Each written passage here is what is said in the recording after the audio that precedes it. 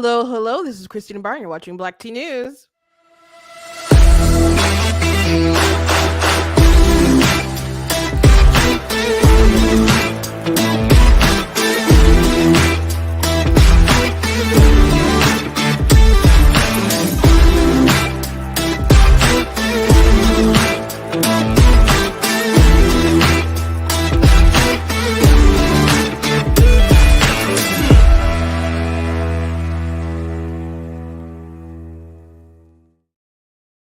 Hello, hello. Welcome to Black Tea News. I'm your host, Christina Barr, and today we're going to be talking about Harvard is released a statement regarding controversy because they had a bunch of organizations that came forward and not to just say that they stood with Palestine, but that the attack was basically Israel's fault. So they face a lot of vocal backlash, and people are heartbroken, like, I can't believe the school where I went to will say these things, and other people like Ben Shapiro like, oh, I absolutely believe. I'm not surprised, but this is terrible. But so they decided to release a statement. So we'll watch that. But to spoiler alert, they're like, oh, we condemn, the acts of terror, but we're for free speech, which that would be great if it was true. Also, man, Sean Hannity and Vivek Ramaswamy got into it last night, and it's pretty spicy. It's pretty spicy. So I think I want to watch the whole segment with you guys. Because I wonder where all the spice from Sean is coming from here. And why the turn, and because he called Vivek out for something that Vivek usually does, but is not new, which I guess Sean has confronted him about a little bit before, but I guess since he doesn't like his views, they're not strong enough, I guess, in support of Israel, that I guess that just set Sean off. So it's pretty remarkable. And Sean, Vivek said some things that were, I don't know if below the belt is too strong of a term, but petty. I'll say petty. And Sean in return said some things that were petty. So it's just drama. So I like to share some tea with you guys. So those are things we'll be talking about. Also, The View. I'll wait until the end to show the clips from The View, because ABC is like pretty I don't know what's the word. They're just funny about their clips. They'll, and I don't want to get a ding or risk a ding, or and kind of kicking you guys off or something. At least if I'm going to risk that, I'm going to wait till the end. So I'll try to make sure that there's enough time for that, because Sunny basically got jumped by the other ladies verbally. She always says, I'm going to put my lawyer hat on, which is always a precursor to something just stupid coming out of her mouth. It's like her wall of protection to just say something outrageous. So she compared the Proud Boys to Hamas, as if, like, they're just a group that's listed as terrorist, and just really minimized things going on. So I don't know what's up with that lady, but I don't. Sunny is probably my least favorite on that panel. So anyway, before we jump into everything, sorry for the long summary.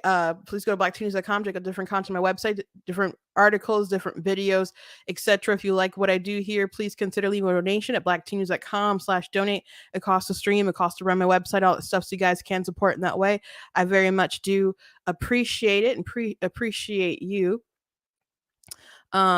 Please check out different merchandise that we have available at the store, like this Pro-Choice Men Are Sus shirts, and Sus is for suspect, because I don't know, a lot of times I listen to a lot of pro-choice men debate, and their I don't know, reasoning is always kind of questionable to me. But There's a pro-life. I mean, there's my mug, the black tea mug. We got other shirts and stuff that you guys can check out as well. Please check out some of my books. Of course, God is Blatantly Against Abortion is available on Amazon and Barnes and Noble, and I do also have fiction books as well. So it's the weekend. Go ahead and find yourself something good to read. Also, I did mention that my young sister, is doing like an art showcase. So she actually has her link up. So if you can't go, if you're not in Michigan or not native to the area, or and you don't want to drive or anything like that, um, you can look at her stuff online and I guess reserve or buy some pieces. But she does have tickets available now that you guys can go ahead and purchase. So if you would like to go, actually, just FYI, my sister Tina did the artwork for this book cover. So she's made the image of the baby hand reaching out to God. At first, when I came up with the title. My older sister, she was like, "The title's so good, you could probably just have the title on the book and let it be that." But I had this image in mind, and I I'm also artistically inclined myself. I have not done something like that in a long time. And I knew it would be pretty difficult for me to do. So I asked my sister Tina, could she do it? And so she, she sketched it out. She drew, touched it up digitally, and did like oil painting sort of look to it. Oh, she's in the chat. So yeah, so she just did a fantastic job. So I like to brag on her when I can. So she did an amazing job. I'm so pleased with that cover. So let me go ahead and show you guys her website, Tina's Text Portraits. And bear with me. I'm a big sister. I have to do this. You have to bear with me. We'll get to the news. We will. So there's her website there. You guys can find out more about the showcase and her work. Sometimes I'll post different like little portraits that she does, but she'll have a lot of stuff that'll be up. And she has this huge painting that she's been working on for years. I bought her the canvas in like 2015, so that'll be available. So and you can see her progress throughout the year. So it'll be really good, and I think there's going to be like hors d'oeuvres and stuff. So I hope any of you who are local can go ahead and join us. So um again, tinastextportraits.com. So alrighty. I think I want to go through the Sean Hannity thing first. So before I play the Sean Hannity bit, he's going off on Vivek Ramaswamy, who's running for president. And Vivek had an interview with Tucker Carlson. And I had seen some people talk about the interview with Tucker Carlson. And I mean, Ben had some comments about it because they were talking about, like, there's all this stuff. People are so concerned here, but what about people talking about our border and drugs and fentanyl? And Ben kind of went off because he's like, there have been plenty of people who've been talking about the border, concerned about the border, concerned about the fentanyl, and have been, speaking very loudly about it, but also, can at the same time talk about what's going on in the Middle East. So he was upset about that. And I I don't know. The thing that struck me the most, I guess, is the thing that Sean Hannity is going to address. And they talked a bit about Nikki Haley, and I'm not hawkish like Nikki Haley or Lindsey Graham and some other people have expressed. I think Vivek, when he talks about foreign policy, he comes off pretty naive in a lot of things. So I'm not firmly in either one of their camps regarding the issues, but I don't feel confident with Vivek being the I guess the head of our armies and other things like that, or commander in chief. So, but he made comments to the degree that she's compromised because of her work in the military industrial complex. And he's said many a times that people are puppets with for people who give them money, that these super PACs are the ones that control them and etc. So he even makes a claim like we need to get rid of the super PACs, which he said stuff like that before. Now I find, and he's like, I'll get rid of mine as soon as everybody else gets rid of theirs. Which is funny because I'm like, bro, you're super rich. You don't need your super PAC. Everyone else needs their super PAC. Now, I work with a PAC, and that does really good work. And not all organizations are built the same. Not all politicians are built the same. Yes, money corrupts, but why is everyone else corrupt except the rich person who already got their money through ways that a lot of people find to be questionable? Why is everyone else corrupt? So at the very first debate, Vivek through that accusation, he was talking about super PAC puppets. Like, he doesn't just say that about Haley. He said that about DeSantis, and a lot of people, decided that they hated DeSantis, and that was going to be a thing, like super PAC puppet or whatever. And but there's different reports of him ticking off his donors because he stuck to his guns on particular issues. One of them being like the heartbeat bill, for example, that ticked off one of his big donors. So he seems like he has more agency than, I don't know, most people. But Vivek is like, everyone else is bought and paid for. That's what he said at the first debate, and everyone was mad. The second question they asked Tim Scott was a response. They're like, Tim Scott, are you bought and paid for? And so the second debate, Vivek tried a different technique, and he's like, well, I'm gonna, they're all good people here. They're all good people here. And everybody was like, bro, we remember what you said last time. Like, we didn't forget. We didn't forget what you said. So they continued to come at him. And Vivek still said things like, oh, well, they're good people, but they're corrupted by the system. So their souls are just dirty, I guess. But everyone is corrupt except Vivek. So I'm going to play a little bit from the Tucker interview. Then I'm going to go into the Hannity back and forth, because it's pretty crazy between the two of them.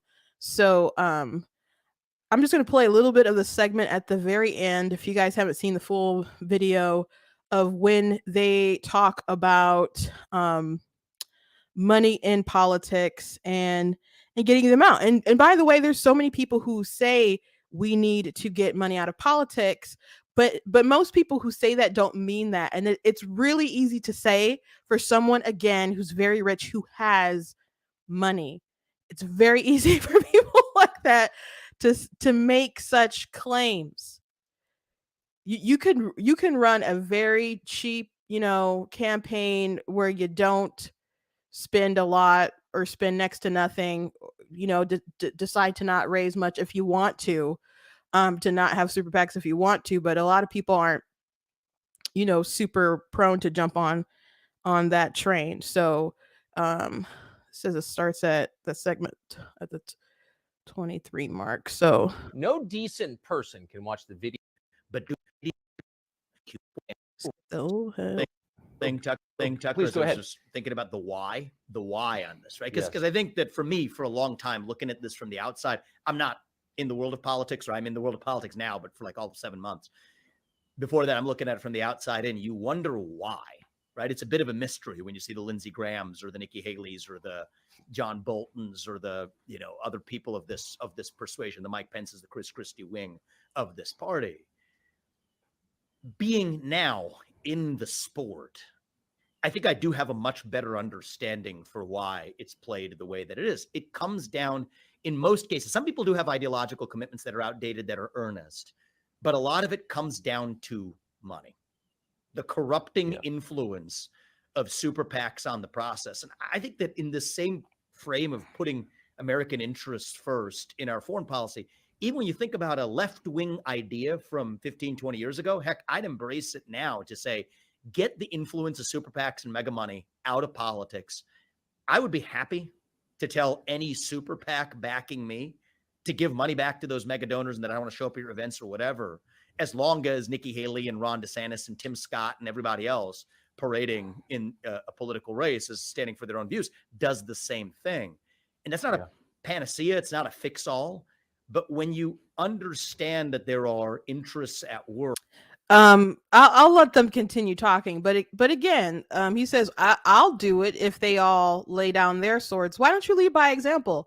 You he has a significant advantage compared to everyone else in the race, as in he can self-fund. It's amazing it's so strange to me that people are excited about people who are very rich because they feel that they can't be bought, which, by the way, rich people can be bought. Maybe it's not always with money. Maybe it's with fame. Maybe it's with more money. Maybe it's, I don't know, other sort of pleasures out there. I don't know. But just because you have a lot of money doesn't mean that you cannot be influenced by other people. Power is still a big pull on people. So just because you have money, I mean, that's a big thing about people say about Trump, which I get that, the idea that they can't be bought. But I raised this question a couple of weeks ago. I'm like, okay, but what happens when people feel that they can buy other people? Like I commented about Trump will endorse someone and feel like they owe him for life or something. I'm like, do you want people to act as individuals or not? Do you want people to have their own agency and make their own choices of when they're going to run, what kind of policies they're going to put forward, etc., or not?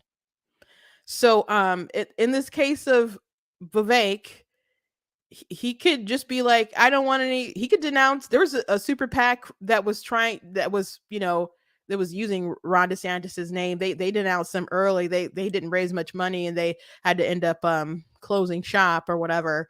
But he could denounce a PACs and demand that people give money back. He doesn't need to wait on DeSantis and other people with super PACs to stop that. And by the way, he has small donation donors, I'm sure, because he like had different programs, or I don't know if he went through with it, but he announced like ideas like, if you help to raise money, you will yourself get money too, which on a large scale, like people, state parties or candidates or whatever will hire fundraisers and they'll raise money and they'll get a cut. Some people with big mailing list, people will donate, and the people who have the big list, they'll get a cut. Sometimes it's a huge cut. So a lot of people get, pieces of those pies. So Vivek is like, that's what people are doing. I'm going to cut in other folks into it as well. So, so he has strategies to get, low donors or large participation as other people too. Like Doug Burgum is paying people gas cards to donate. So he can get on the debate stage, I suppose. But Vivek also has top dollar donors, doing fundraisers and stuff as well. So, and some questionable figures at that. So this whole we got to get money out of politics. People, that's a nice dream. It's a nice dream, but so many people who say that don't mean it. Don't mean it. If that's really the ethic that he wants to people to live by, then he himself can go ahead and start, and hopefully that causes an avalanche or it pressures other people to it. But him just throwing it out there, knowing that other people aren't going to do that, and he has no more obligation to just end all super PACs who are supporting him or whatever, is just silly. And again, everybody's not on the same playing field because he can self-fund. So anyway, let's keep watching. Work that go beyond just the earnest debate of differing views. That's really, I think, how we're going to get back to honest discourse in the Republican Party and in American politics, is get the influence of mega money out of politics. The super PACs are a cancer. I'm happy to lead the way, but without that, I think we're going to probably just be destined to expect more of the same. That's just the hard fact. How soulless would you have to be to take cash in exchange for wrecking your own country? And by the way, the ones who are emotionally committed to it, the true warmongers, I know all of them. And I can say this about them. Not one of them has a normal sex life. I'm just saying that. That's true. Whatever. I'll leave that to you, Dr. Freud. Anyway, Vivek, thank you so much for coming on. Appreciate it. Thank you. Okay. So, again, this idea that people are, bought and paid for in their positions of what's going on and with Israel, and the response of not only, Israel has to go after Hamas and then it might expand and America might have to do something with Iran. Those sort of convictions and comments that Nikki Haley has, the hawkish comments of Nikki Haley, Vivek is alleging that she's not a free moral agent, saying that because there's sincerity there, but because she's bought and paid for. So he got into it with Sean Hannity. So again, this segment is pretty it gets spicy. It gets real spicy. So I just, again, I wanted to share with you guys. I was just going to share some clips going on, but the drama is so hot mess. I think we should all watch it. I was a little surprised. I know you were on with Tucker, and I'm open to anybody's opinion, but you kind of, what you're doing here is saying about Nikki Haley is you're saying that her concern for Israel is driven by financial and a corrupting influence, and your explanation that this disproportionate focus on rape, kidnapping, and murder of the Jewish people in this attack, and that and your quote, that there are frankly financial and corrupting influences that lead them exactly to speak the way they do. Sean, that is a shameful mischaracterization. When I'm talking about Azerbaijan, stop right now. I'll read the exact. You do this in every single interview. You say stuff and then you deny it. You deny your own words. So, why don't you just own what you say and stand by it and stop playing these games? I am owning what I say, Sean. Well, I'm just telling you what you say. I am owning what I say. Well, I'm telling you, you're smart. So we didn't watch that segment of the interview. So Vivek did mention that there's other tragedies in the world that are going on, and that they don't have as good as lobbies, and that's why we don't see people talk about it as much as like what's going on in Israel or the war in Ukraine and stuff. And I don't understand him. I guess really, I don't understand the need of the argument there. Those are just his words and his convictions that people are insincere about their beliefs because of money. Like I don't really think it's much out of context, but that's what and you guys can go back and watch the whole Tucker thing, but the bottom line, he thinks that Nikki Haley is insincere because of where she gets money, or where she's gotten money, and it continues to go downhill from here.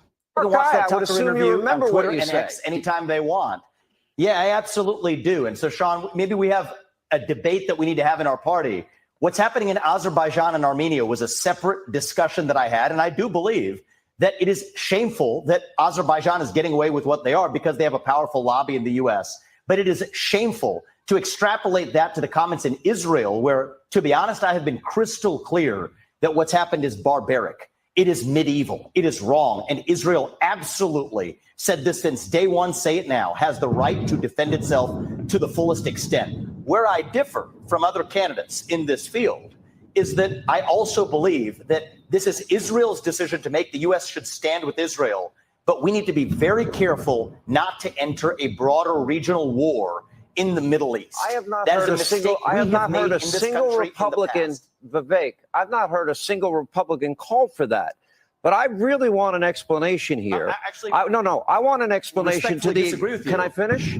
I want an exact explanation for your exact comments that there are, frankly, financial and corrupting influences that lead them exactly to speak the way that they do. Now, why would you say? What are the financial corrupting influences that Nikki Haley is taking a position on? We've got pictures of dead babies decapitated, burned babies' bodies. Sean, we've got the equivalent of what would be population-wise in the U.S. over 37,000 dead Americans. So how much more evidence do you? What are you talking about? Sean, what I'm talking about is what's happening in Israel is an atrocity, and the U.S. absolutely, you're not answering my question, should stand with Israel. Answer the question. A separate question, which is the corrupting influence on our politicians. Well, the fact of the matter is, I think anybody who has been a military contractor, anybody who has made $8 million, including on serving on the board of Boeing, collecting stock options while running for U.S. president on corporate boards, has made money from military contracting through a family business, is disqualified from being the U.S. president in a time of war. I think we cannot see our march to World War III in this country. My top priority from a foreign policy perspective is avoid World War III. Let me be straight. Let me, because what you accused her of, secure the U.S. homeland. Your words, Sean, if you want me to answer the question. No, I've given you plenty of time to answer the question. I'm going to now restate your words. Frankly, financial corrupting influences that lead them exactly to speak the way that they do when they talk about atrocities with Israel. That, now you're telling me that if somebody in some capacity. When they talk about atrocities from Israel, Sean, don't mislead your audience. That was not for when we're talking about Azerbaijan. So don't mislead your audience, okay? You are saying that there are, frankly, financial and corrupting influences that lead them exactly to speak the way that they do.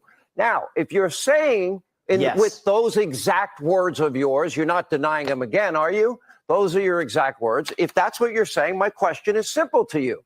You're saying that if somebody works for a defense contractor, that is a financial corrupting position when national security and defense is critical to the cause of freedom and has been throughout human history? And why would you accuse Nikki Haley of being corrupt? I don't believe that somebody should be able to be the next commander-in-chief if they have monetized their time in government, going from being in debt to making $8 million through military contracting businesses, through service on the board of Boeing. Frankly, it is shameful for somebody to be collecting stock options from corporate boards while they're running for U.S. president. So, I want to,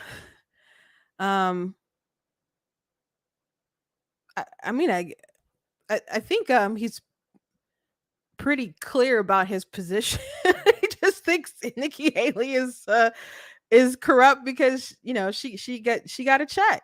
She gets checks or whatever. This comment though, that he thinks that someone like her position or whatever should be disqualified from running for president in a time of war, which when is there not some kind of war going on? So if you just want to disqualify Nikki Haley, whatever. I guess I could ask the question, should a pharma bro be disqualified from running for president after a worldwide pandemic? That's a question. I think that's a pretty good question. Someone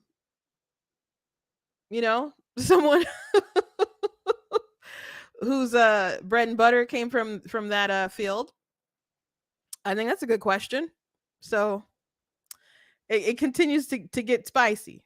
We already have one family in the White House, okay, who I believe has sold off our foreign policy to advance their private interests. The Republican Party needs to be better than that. Needs to be a party where if your campaign is principally being run by super PACs, people who can give unlimited amounts of money to your campaign, I don't think that befits the Republican Party. I think we need to be better than that. So, Sean, you and I may have a different view on that. But my view is, if you're making money off your time in government, then I don't think you're fit to be president of the United States. Well, more importantly, though, what's our policy? Stand with our allies while avoiding World War III. And that's where I'm at. A lot of people don't think you're qualified because you weren't even a Republican or voting Republican until what, 2020? Well, Sean, I think it depends on what your objectives with this interview are. I voted Libertarian. Spicy.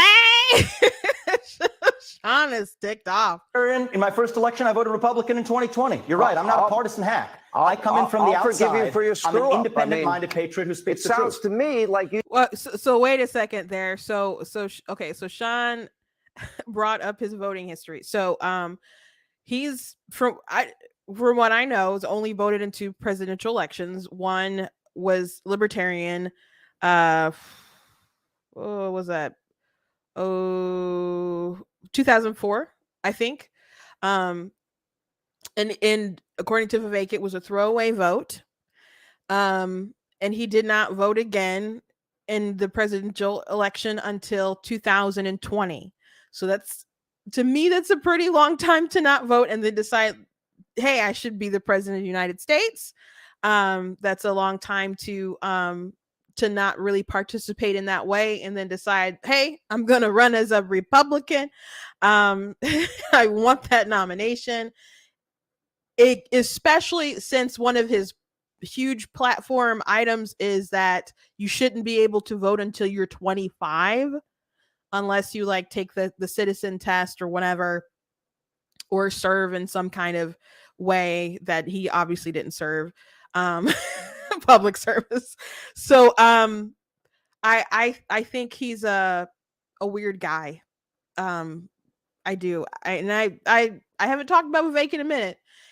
Except I did earlier this week come to his defense, because I didn't like the comments that Mike Pence made after the attack in Israel, and basically blamed it on DeSantis and Vivek, and because of their, in his opinion, soft opinions about what to do in Ukraine, and I guess people around the world will see that potential weakness and be like, we got to attack. I thought that was pretty disgraceful of Mike Pence to do. And I think I said Mike Pence should drop out. I thought it was detestable what he said. And really below the dignity of what I thought was his character. But Vivek comes off so slimy to me. But anyway, him responding to Sean saying you didn't vote in these elections, which is a jab. He's mad. He's there to punch him in the face. Vivek said, "I'm not a partisan hack." So I have voted in every presidential primary since I was presidential election since I was old enough to do so, and also midterms, etc. So that does that make me a partisan hack? Does that make every citizen who goes and consistently votes who engaged in that civic duty that Vivek didn't engage in, that makes all of us partisan hacks, especially if we voted for the parties that share our values? That makes us partisan hacks. If we ever decided to run for office, that would make us partisan hacks. To not be a partisan hack, you have to not vote. I've only voted twice as an adult who's old enough to run for president. You know,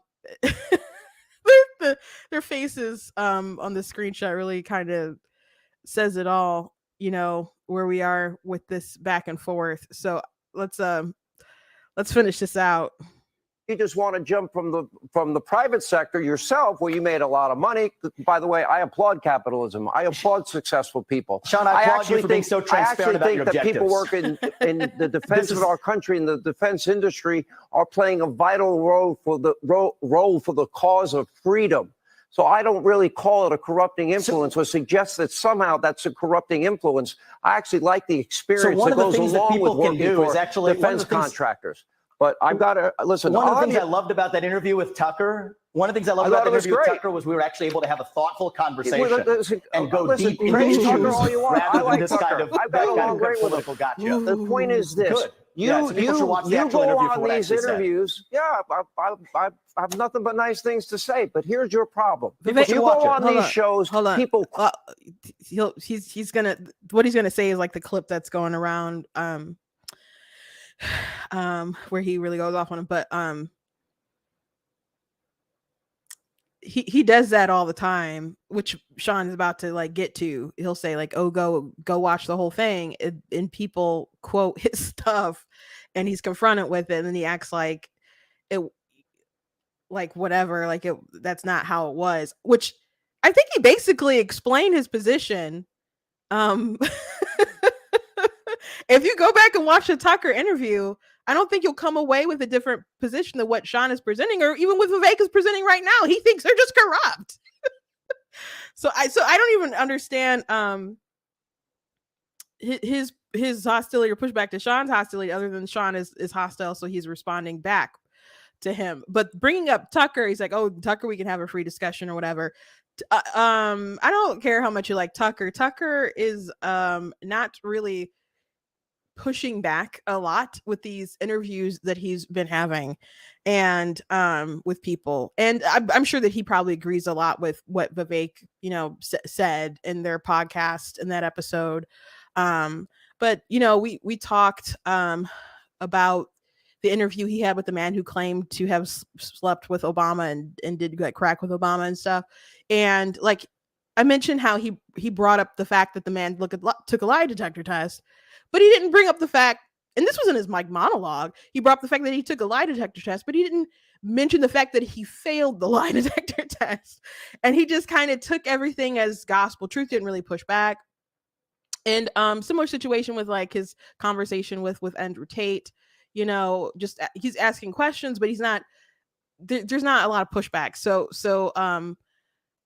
if Vivek wants to go on Tucker and talk and go somewhere where they just allow you to talk and kind of giving softballs, which his interview that he had with Trump was a big softball. The same night of the first presidential debate with the Republicans, Trump had an interview with Tucker, and it was really boring. And I think it's you got to do a lot to, I think, make an interview with Trump boring, because he's pretty funny. But it was definitely softballs. Much more substantive interviews were the one that that he had with Megyn Kelly, or the one on Meet the Press. Was it Meet the Press, or we said those abortion comments that ticked everybody off? So you can go on Tucker and talk. He'll let you talk, but he's mad because Sean is challenging him. No, but Sean isn't just challenging him; he is definitely punching him in the face, and Vivek is punching back. So again, just spicy. Quote your exact words, and you deny your own words.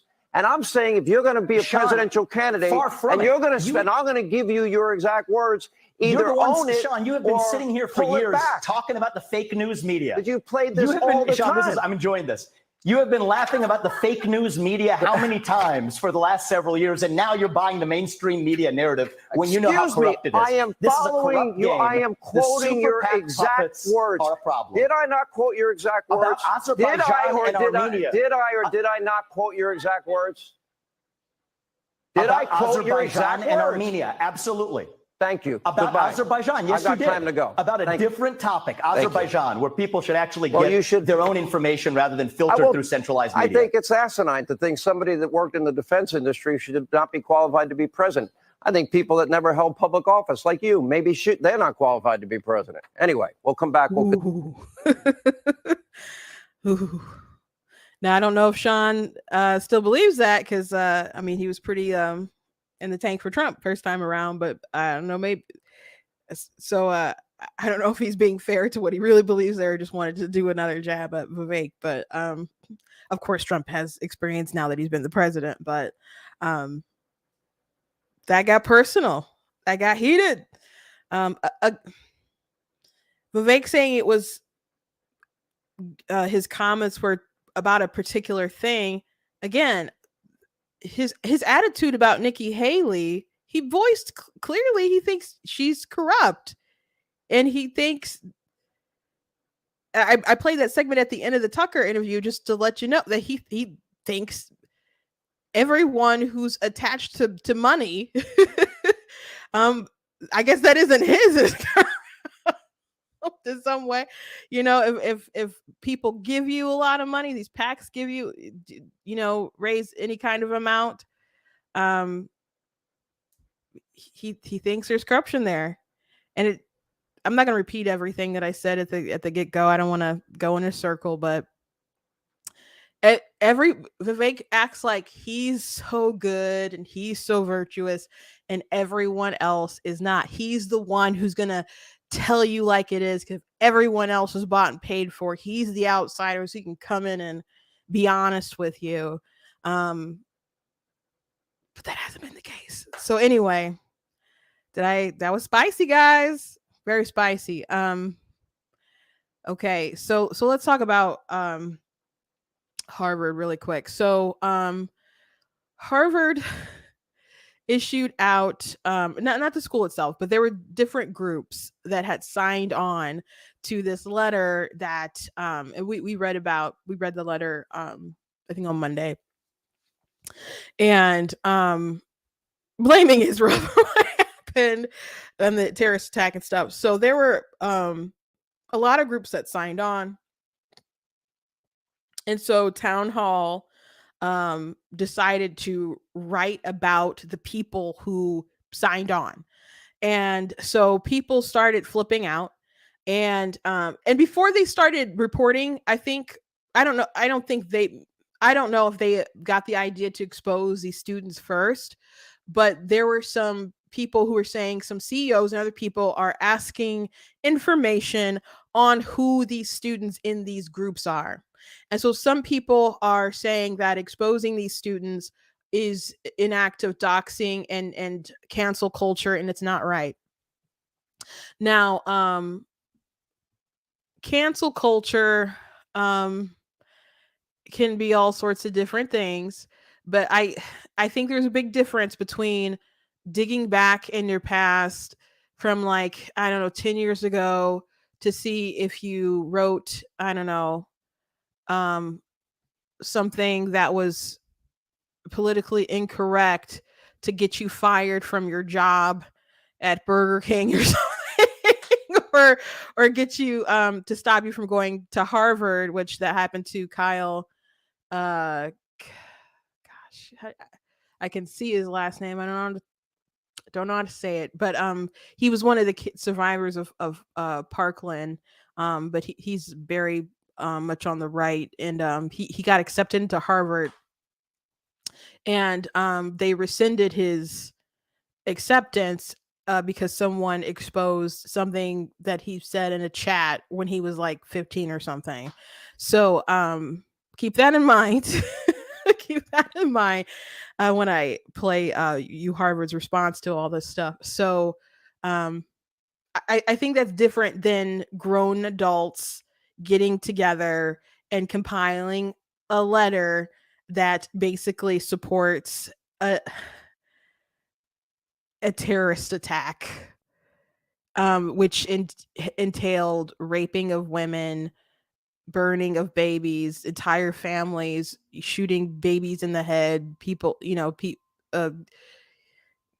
killing families, uploading it on social media. I saw a video today of Hamas taking kids, taking babies, and before they upload this stuff themselves, and they're like rocking the babies in like a bassinet thing, and then they take them back to Gaza. And people see their kids, or they're missing. The terrorists have them, and the terrorists have them in Gaza. And I don't know if many of these people expect to ever see their family alive. I've seen videos. There's one man who was grateful that his child was dead, that he found out she was dead, because he didn't want to think about what they might be doing to her in Gaza. So he thought that was a better mercy. So these are the sorts of things going on. Of course, we talked about the BLM paraglider support thing the other day briefly. I did post an article about it. I did post a video last night with TMZ going off. We didn't get a chance to talk about it yesterday, but if you want to see that, go watch that when we're done. So it's just a really crazy world right now. I saw a video of a Jewish student on campus crying to, like, staff or something about all these rallies and the stuff they're saying, and she's just like, they want to kill us. And you're just like allowing this speech to go on. And you can tout free speech, free speech, free speech, but I know the side that is benefiting from it aren't always supporters of it. And a lot of these schools are so into diversity, equity, inclusion, and a rejection of hate speech and all sorts of different things. But when it comes to this, they don't have much to say or enough to say. So, in the case, and I've seen some libertarians come out against, exposing these kids at Harvard, which, they're adults, for signing on to these or this letter. I think that it's good. And the reason that I think that it is good is because if I were an employer looking at some, Harvard students, and I wanted them to come work for me or something, and I knew that this terrible letter existed, I would want to know if my future employee had signed on. I would want to know. So it's not an issue of someone wanted to destroy these people, get them fired from a job. It's people who want background checks on them and employees. So I can sympathize with that desire. And I think people, I keep saying this over and over again with different topics, and I'll say that you could say all lives matter, Black lives matter, all lives matter, but your life has to matter, which means that you make good decisions for yourself. And so these people signed on, I guess, thinking that they would just not have to face any sort of repercussions.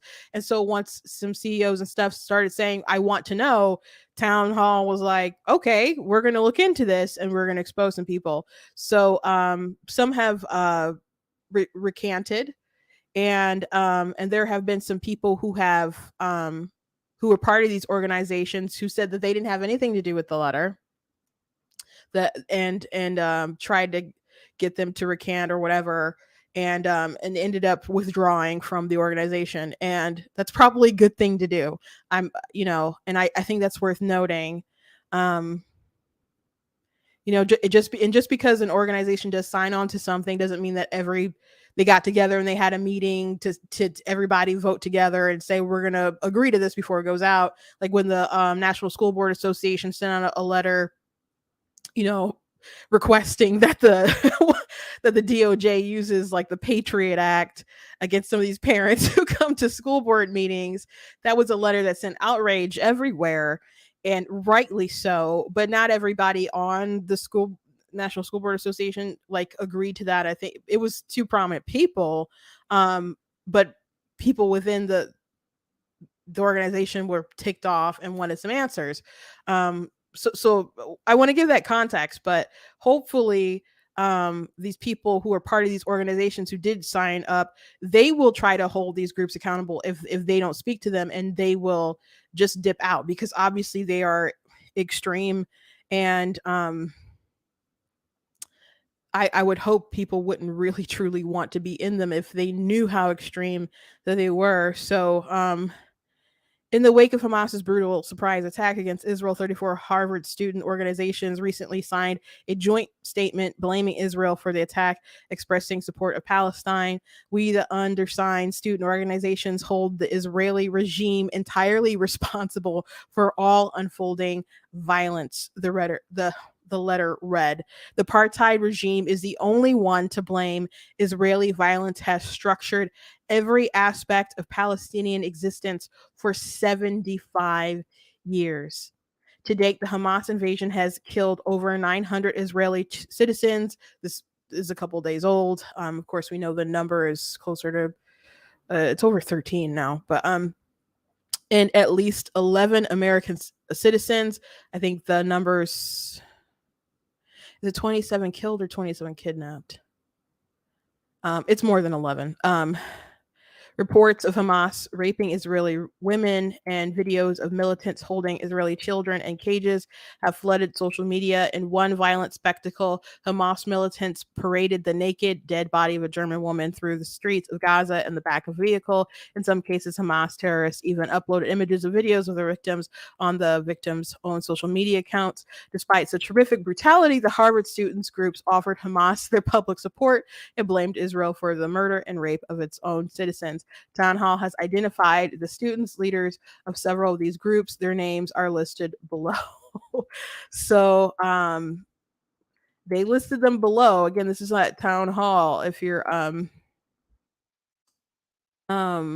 interested, some of these people work for George Soros Open Society Foundation. One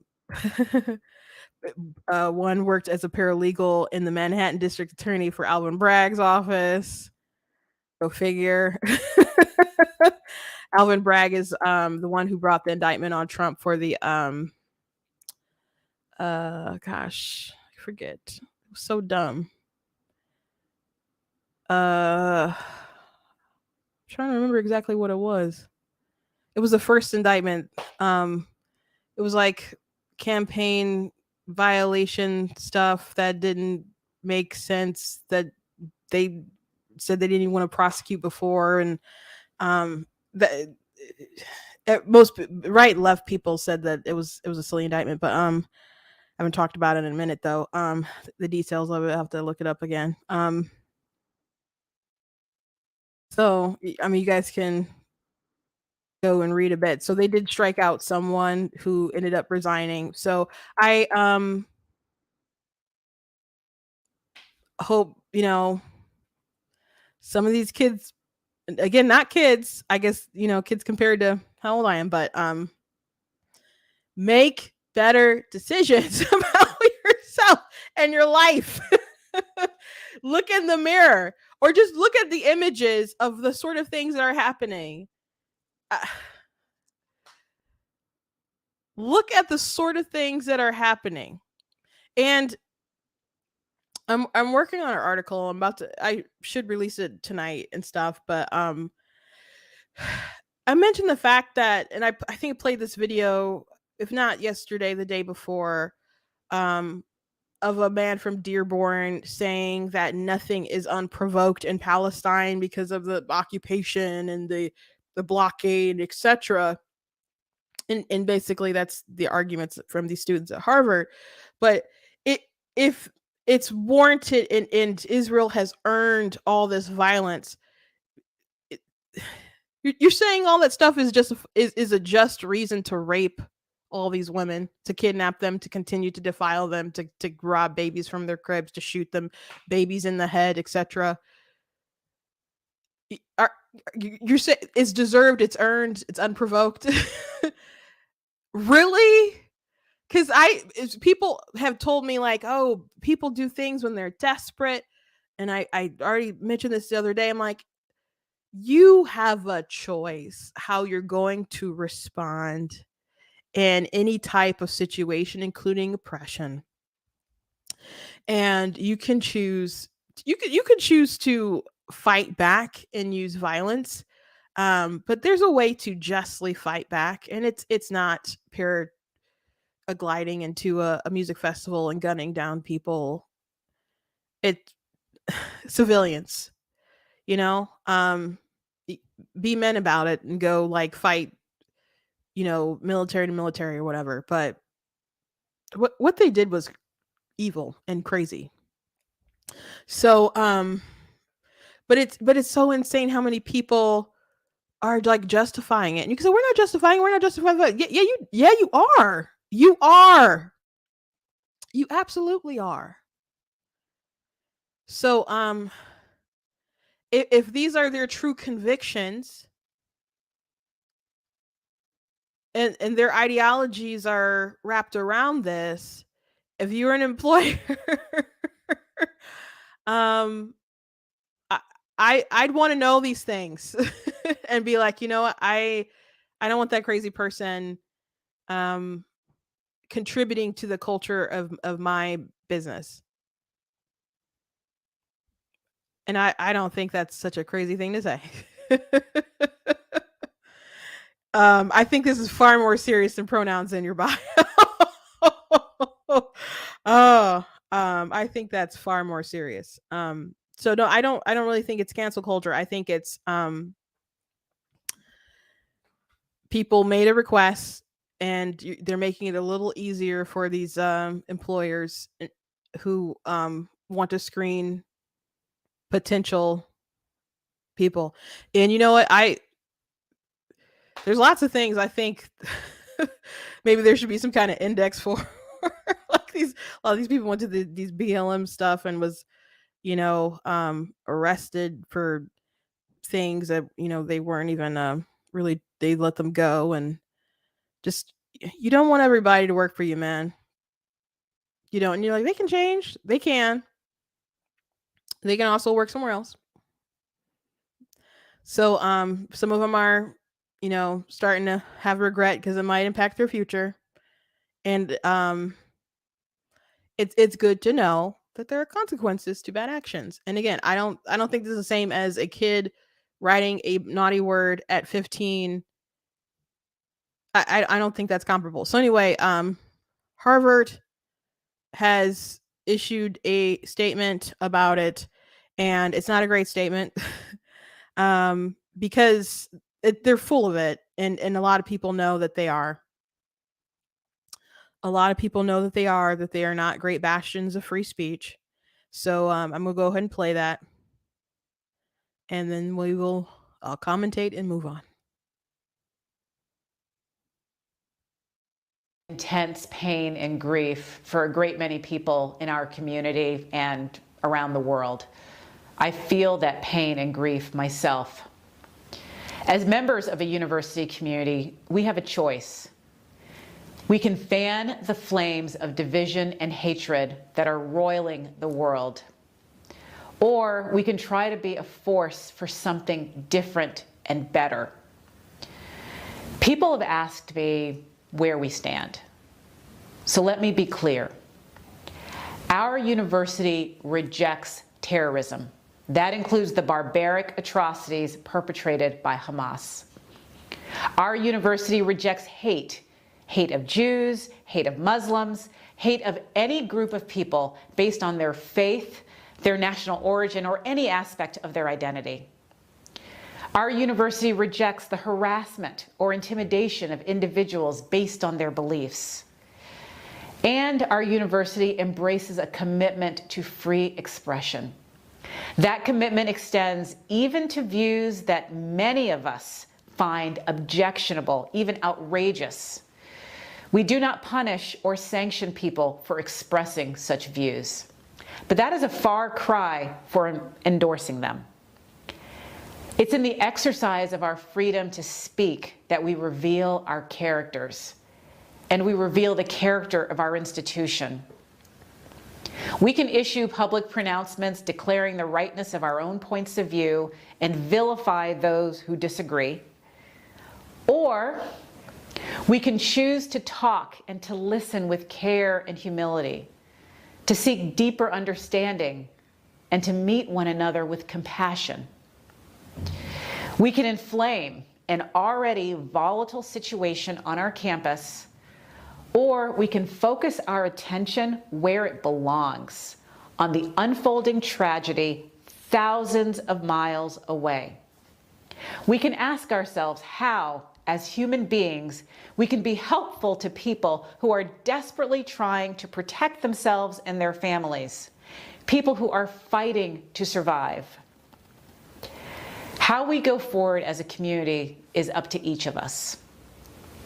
I've spent most of my career at this institution. I have seen the people of Harvard come together despite their differences. I know that we are capable of meeting this moment and meeting one another with grace. So,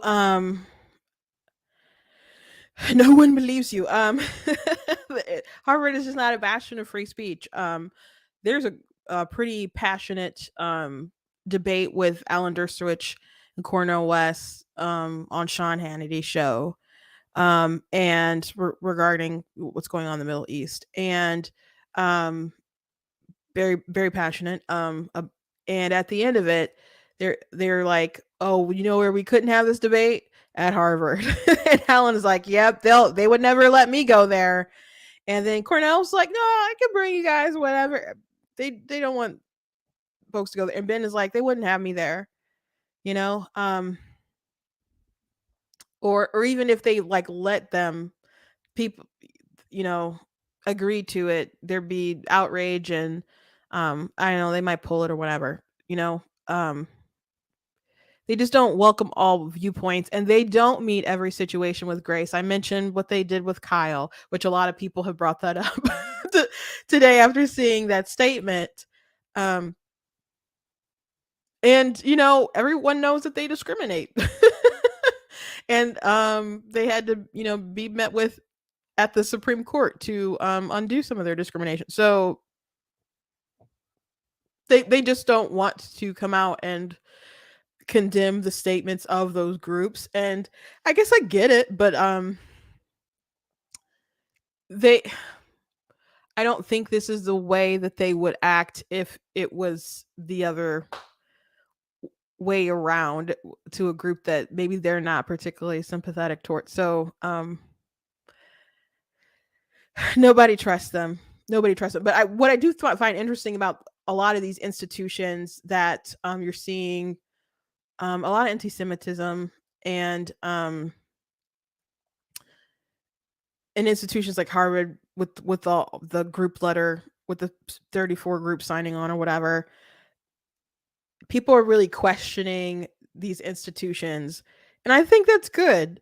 After like the court case with the affirmative action with Harvard, some people are like, "Oh, well, now we need to get rid of legacy admission because you really feel that people, you know, should be going into merit. You should get rid of legacy admissions." And I, you know, a lot of these alumni, you know, pour money and other stuff into these institutions. So I don't, it's in their interest to submit those people. So I don't think they're going to get rid of that. And I don't think that they're, I can see arguing against it, but I just to be clear, I don't think it's the same as the affirmative action thing.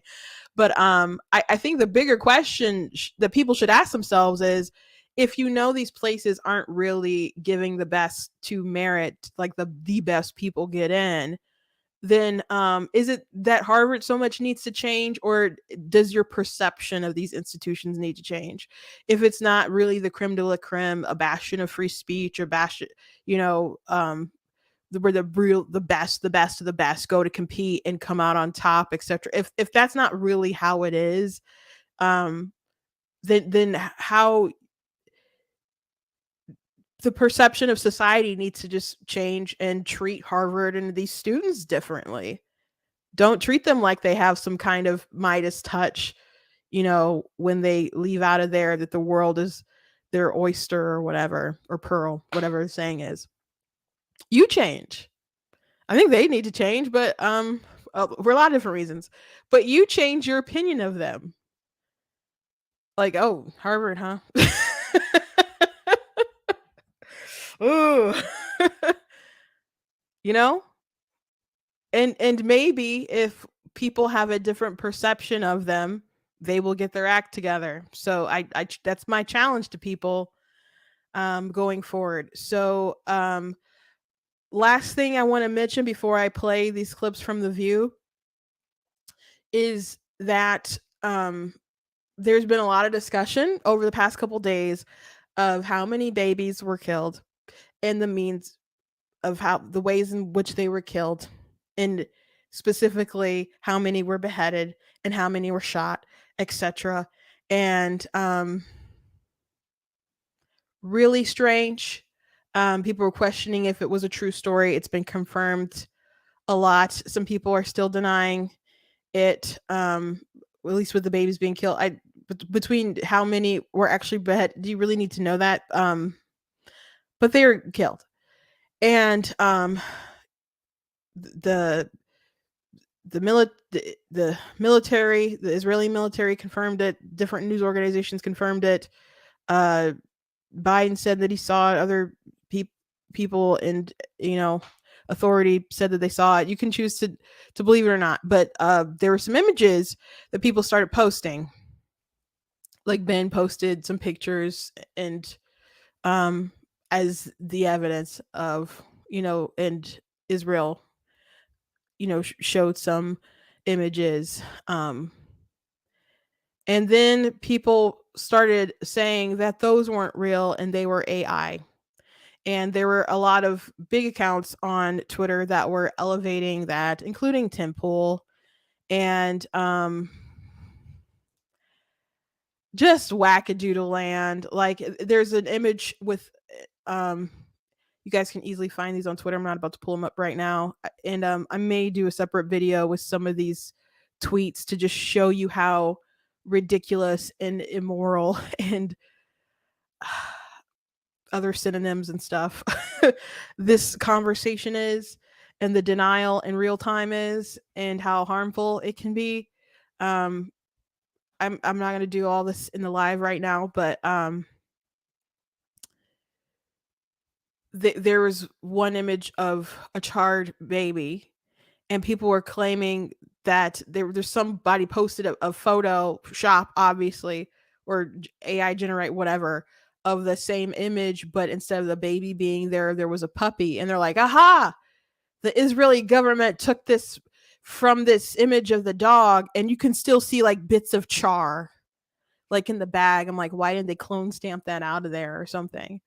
Like, and it was like a QAnon, I think, kind of subreddit or something, or not subreddit, but depths of online, where people got that, made that, and then other people took it and they're like, aha, Ben lied, oh my gosh, and I don't know how much of it is because people wanted to be in denial. I don't know how much of it is because people don't like Ben right now and don't like that he's his views, his very passionate views, and some people see genocidal views.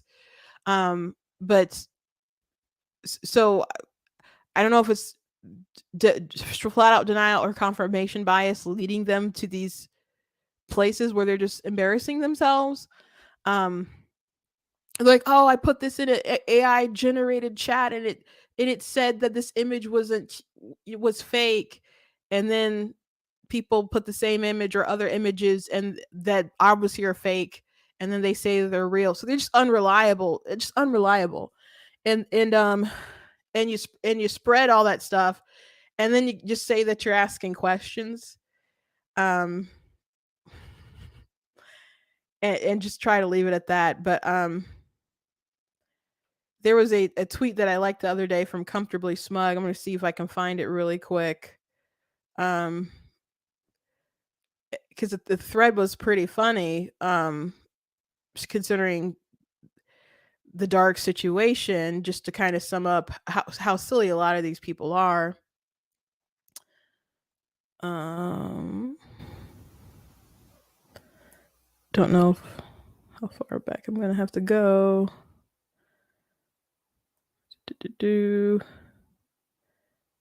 Maybe I'll oh, that's not it. Pretty sure it's Comfortably Smug. Oh, okay. Let me share my screen really quick.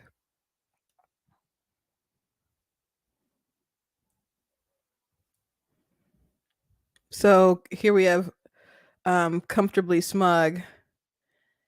And he says, we have been told for many years that Abraham Lincoln was shot dead, but I have yet to see convincing video. I am just asking questions, folks. So that's just kind of how things are. And then there were some, replies. Smears like this could put the lives of actors in danger. A single source is saying Lincoln was never shot, so I'm going to go with their words since it confirms my bias. My cousin used to work for Getty Images in the 90s, and TV producers would regularly ask for photographs of the American Revolution. They said, how did you expect John Wilkes Booth to respond to occupation? I thought he was a vampire hunter. He's still alive. Oh, well, must be propaganda. So the FBI rushed in and seized all videos from the theater, the Warren Commission, the thing. So I can respect a healthy distrust of the government, and I know in the past people have lied their butts off. But people are rushing in to be stupid. So anyway, I know I'm over an hour, but I'm gonna play these clips from The View really quick. Sunny said she had to put on her lawyer hat and had some things to say that she got pushback on. So here's clip number 1. Another thing that Golda Meir said was, you cannot negotiate with people who want to kill you. Yeah, correct. So that's what's going on now. Go ahead, Sonny, you want to say something? No, I look at this from a legal perspective, and I think that we all know that Hamas has been designated a terror organization, just like many other terror organizations have had this designation, like the Proud Boys here in the United States.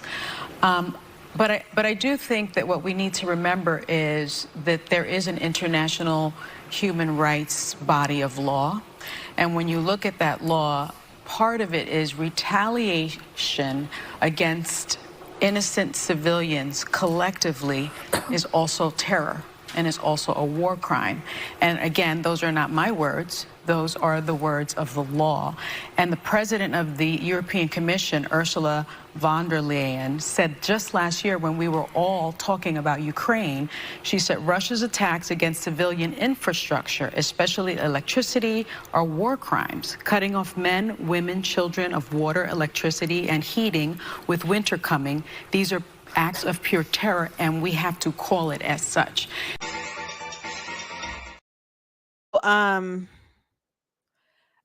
Comparing Hamas to like the Proud Boys to,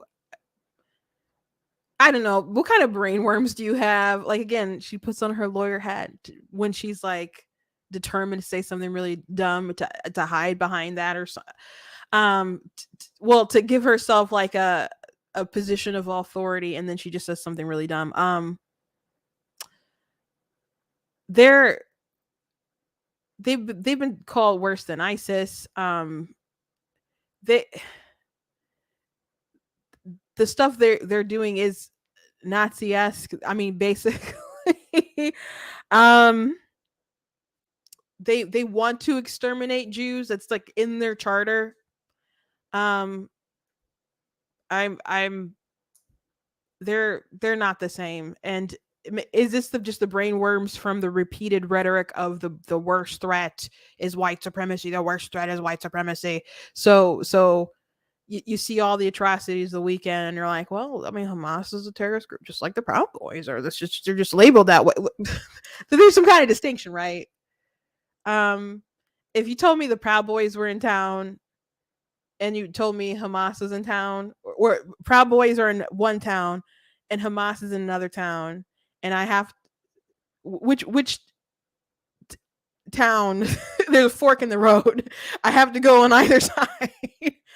I'd take my chances with the Proud Boys. I'm not taking my chances with Hamas. Okay. Anyway, here's clip 2. When you have 2.2 million people stuck in an area, half of which are children, and you're Don't you think Hamas attacking Israel is the reason that they have the problem now? Anthony Blinken is down there in the region right now trying to work with a diplomatic solution for these refugees. But I want to say, and I think this is very important, what Israel is saying consistently is, if you want your water, if you want your electricity, release our hostages. In my view, that's not an irrational question. That's not an irrational demand. Okay. Release our people that you are holding there as human shields. And they should, but in the process, they should really refrain from committing war crimes or terror, because they're going to lose the goodwill. I do think it's very. Are they going to lose the goodwill that they have, or do you just not have much goodwill for them? Like, again, Hamas wants to eradicate the Jews That's what they want. That's their goal. That's their goal. So what about their people? They can't just return the people, return the babies, return the women, return the children, return the men, the grandmas. They can just return them, and at least they can get the water and the electricity back. They can at least, the ball is in their court. They're like, man, they're so mean. I heard someone say like, you like raped your landlord's daughter and lit his house on fire, and then you're mad because they canceled HBO. Like compared it to something like that. Like, and they're gonna mention like the reason why they don't have water, they don't have good infrastructure because Hamas takes the money and they spend it on terror, or they spend it to enrich themselves. They don't spend it on the people. And they were like self-sustaining greenhouses and all sorts of other stuff that was in Gaza that they, didn't do whatever with. But the reason why they don't have the water is because they dug up the pipes and they made rockets to kill Jews. It is a sad situation. It is a terrible situation. It is a terrible situation. But what do you want Israel to do? They at least want their babies back. So here, last clip of Sunny. Do you think it's very important, though? Secretary of Defense Lloyd Austin, who was the director of CENTCOM, said Hamas is worse than ISIS. There's no equivocating as far as the terror and the brutality. Beheading children. This is a group that you cannot reason with. There is not a diplomatic solution with Hamas specifically, but we will stand with helping innocent. And is there any legal? We have to go. Is there any legal bearing on Hamas for withholding water from their own people, or is that okay? Care. Well, they don't. I mean, they're not responsible. Humanity values principles. The law doesn't apply to Hamas. They are a terrorist organization. They don't care about Palestinians. They care about annihilating. They started this. That's the part you have to remember. They are not really. Hamas started this. Democratically. We gotta go. We gotta go. We'll be right back. We have to go. The last election was in 2007.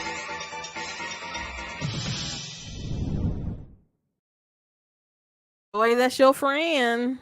That's your friend. I'm seeing like little things here and there of people on the left, and well, I guess Jewish people on the left are just kind of like,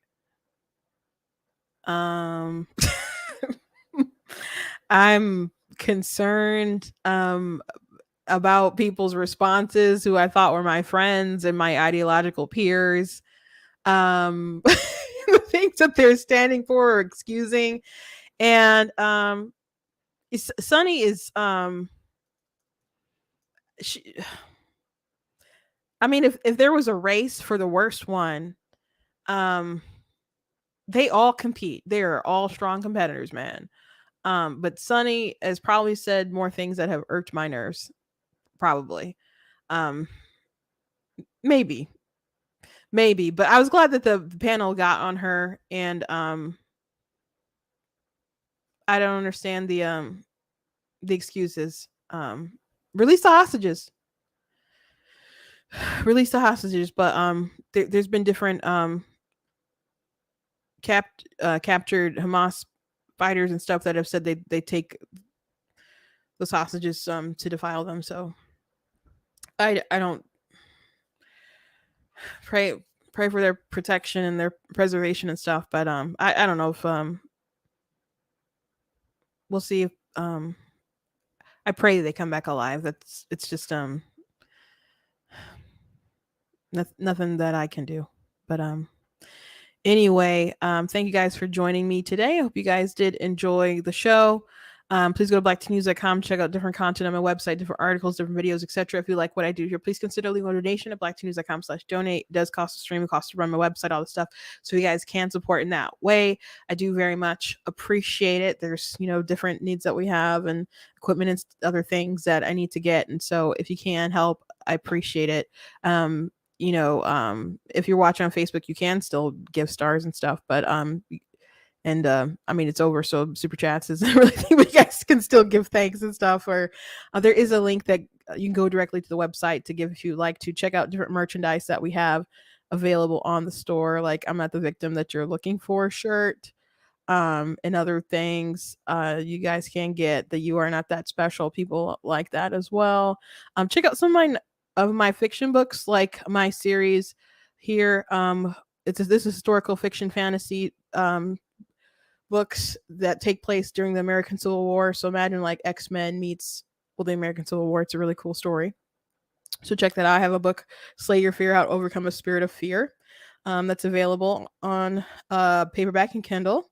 So you guys can go ahead and check that out. That my only 2 books that aren't on Kindle Unlimited, I believe, are my fiction, are my nonfiction. So that one, Slay Your Fear, and that's because it was a short read. It's not worth me putting on Kindle Unlimited.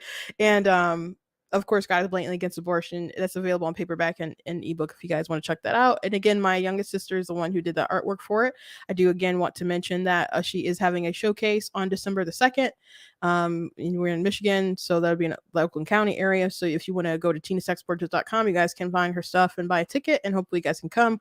Or if you can't, you guys can go ahead and look at her stuff and buy it online once she posts all her stuff up there. So thank you guys. I hope you guys enjoy your weekend. Have a safe weekend. Hopefully it's a safe weekend. I mean, there were some incidents I didn't mention when I woke up to and saw that are going around the world that some people aren't so safe. But I pray that you are safe this weekend, and that you can enjoy it in some kind of way.